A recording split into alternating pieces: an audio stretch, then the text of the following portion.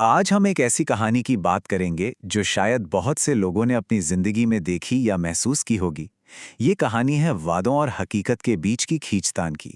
ये कहानी है आकाश और प्रिया की, जिनकी लव स्टोरी शादी के बाद एक ऐसे मोड़ पर पहुंच जाती है जिसके बारे में उन्होंने कभी सोचा भी नहीं था।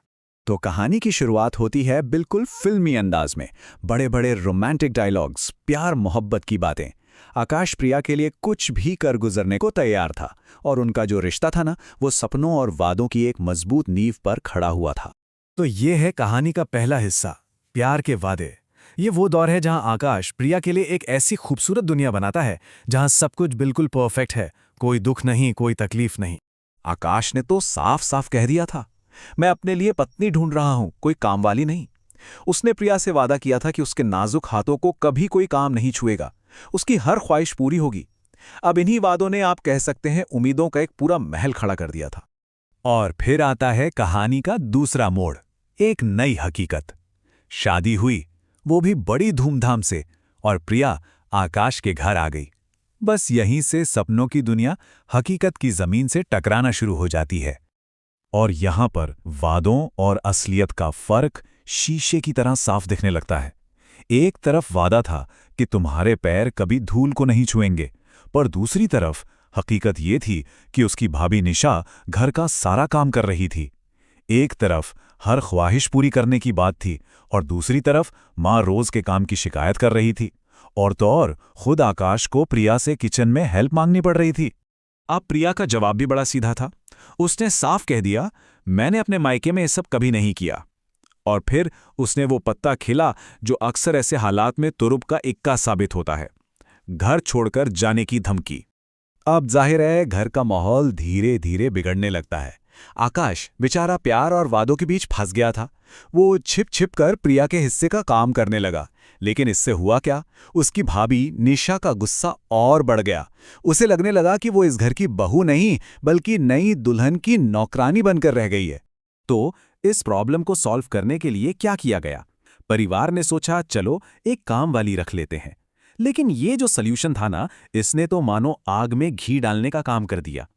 काम वाली मिली रानी, लेकिन उसने जो पैसे मांगे वो थे 10,000 रुपए महीना। अब सोचिए, एक मिडिल क्लास फैमिली के लिए ये रकम तो बहुत ज्यादा थी। ये तो उनके बजट से ही बाहर था। तो भाई एक समझौता हुआ। रानी को आधी कीमत यानी 5,000 रुपए में सिर्फ और सिर्फ प्रिया के काम के लिए रख लिया गया। ये फैसला जो एक समाधान की तरह लग रहा था, असल में उसने घर के अंदर एक नई दीवार खड़ी कर दी थी। और अब समाधान ही एक नई लड़ाई की वजह बन गया। काम वाली सिर्फ प्रिया का काम करती थी, तो भाभी को बाथरूम जाने तक के लिए इंतजार करना पड़ता था। किचन के सामान को लेकर झगड़े होने लगे। मतलब घर में अब एक नहीं बल्कि 2 मालकिनें थीं और टकराव तो हर दिन बढ़ना ही था। और अब कहानी पहुंचती है अपने ब्रेकिंग पॉइंट पर। ये जो रोज रोज के झगड़े थे, ये परिवार को टूटने की कगार पर ले आए थे। और आखिरकार वो हुआ जिसका डर था।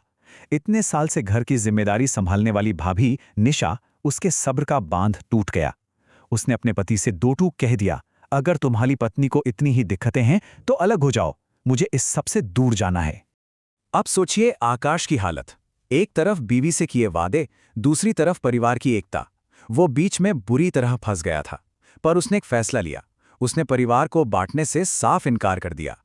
इसके जवाब में प्रिया ने अपना वही पुराना दाव फिर से चला, तो फिर ठीक है, मैं अपने मायके जा रही हूं। उसे लगा हर बार की तरह इस बार भी आकाश उसे रोक लेगा, मना लेगा। लेकिन इस बार कहानी में आया सबसे बड़ा ट्विस्ट। जिस आकाश ने उसे सिर आंखों पर बिठाया था, उसका सब्र भी अब जवाब दे चुका था।